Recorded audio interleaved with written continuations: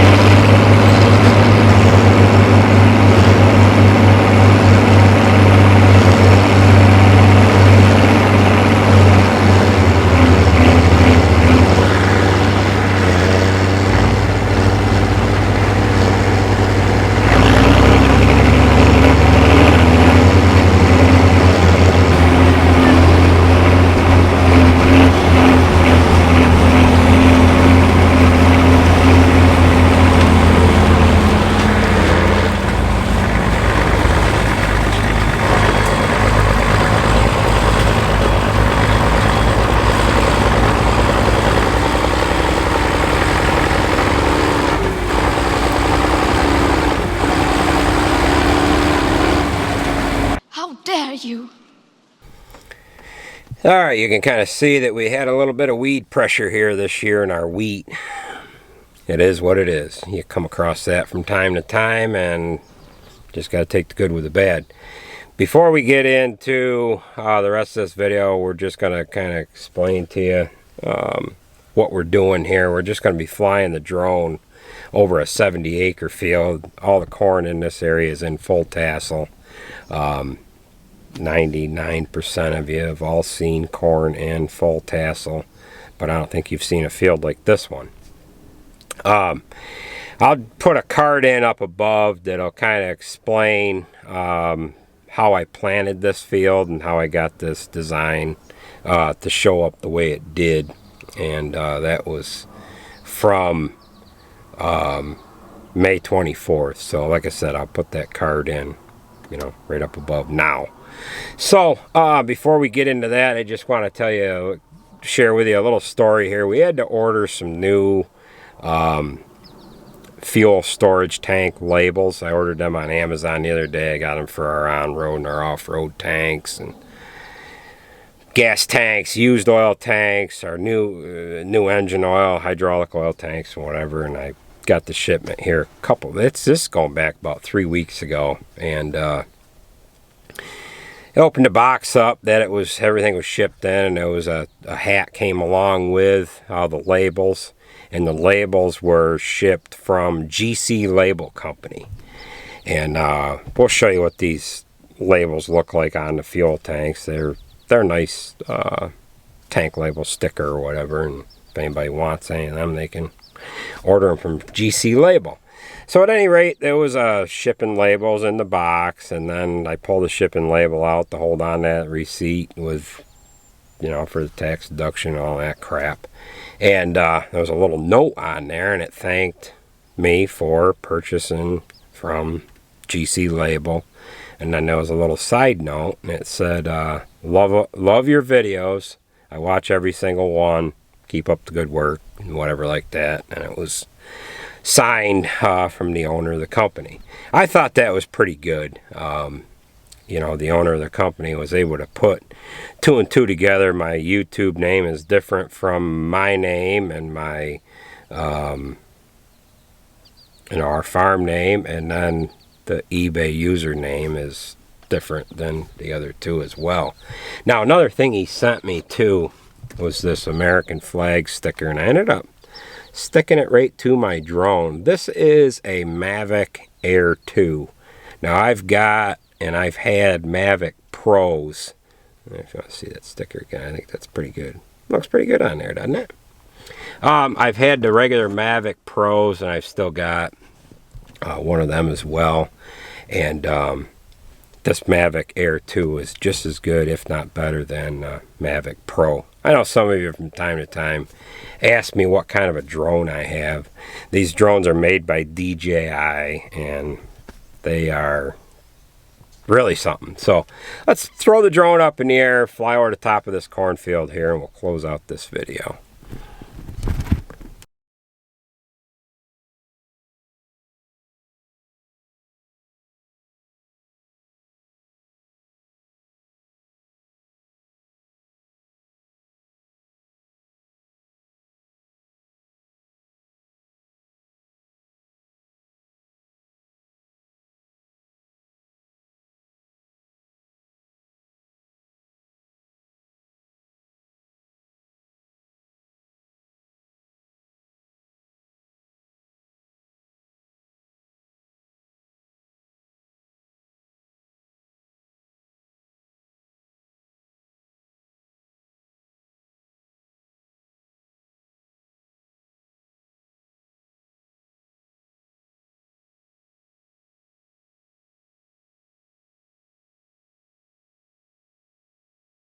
We couldn't end up doing anything with it. It was too wet.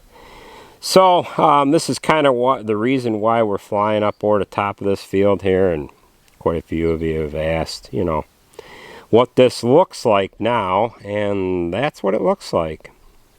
And corn is in full tassel right now, and if you go back to that video, and I'll put a link down in the description too, and it'll be in the end screen here on how I ended up planting that. So our planter has independent row shutoffs, and what I did there was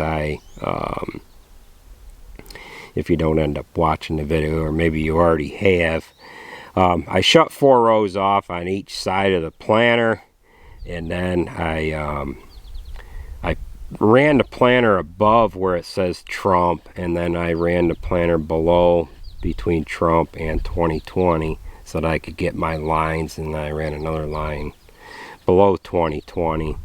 Now the corn is planted above this, going north and south that way, and then I ended up get this so it'll cooperate here. Then I turned this a little bit, and when I drew the 3 lines there so that I knew where to get the letters started and stopped and whatever, I kind of had a line there. So anyways, I ended up shutting 4 rows off on each side of the planter, and then I just drove that mark. I shut the hydraulic drives off on the planter, just left the vacuum going, and then what it did is it manipulated the planter into thinking it was planting corn in where there's no corn planted, where it says Trump 2020. Then when I went back through, I turned everything back on the planter, and then I went to planting the field, and then when it got to the spot where it says Trump 2020, each and every pass, the planter shut each individual row off according to, as it got in and out of the areas that were not planted. It thought it had planted there, but it actually didn't. So that's that. So you could actually do this with a computer as well. You could just draw, kind of like it would be like doing a polygon like type drawing, and you could create an interior boundary the same way, and that would have been a little bit cleaner of a design. Guys have actually made corn mazes with doing that, with shutting rows on and off with a computer type design. But I kind of explained that when I made this, did this video before, when I planted this, that I just didn't have I wasn't planning far enough ahead, and I didn't have that done. That's why I had to do it the way I did it with the planter and driving the tractor that way. So, well, we're going to fly this back to the truck. I'm actually going to take a couple of pictures of this, and I'll get the drone flown back to the truck. We are 350 feet off the ground. These letters are 80 feet tall. They're 80 feet wide. And then the font, if you will, is 20 feet wide. 16 row planter. Shut 4 rows off on each side. And it thought it was planting it thought it was planting 8 rows, which 30-inch rows is 20 feet. So we're going to take some pictures of this, and then we're going to fly the drone back to the truck, and then we're going to get ready to close out this video. Yeah, it would have been nice to have planted something else in that area to show up, a different color or something. But, well, let's get this drone flown back to the truck. My phone's ringing, and we'll close out this video.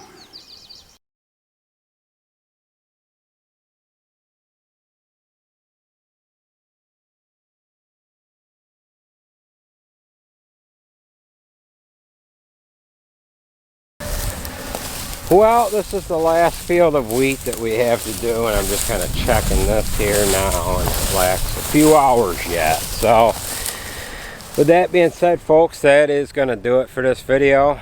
Thank you for watching, and we'll catch you at the next one. We've got some weed pressure in this field here, too. Just where the field is wet, the rest of it is pretty good. Take it easy.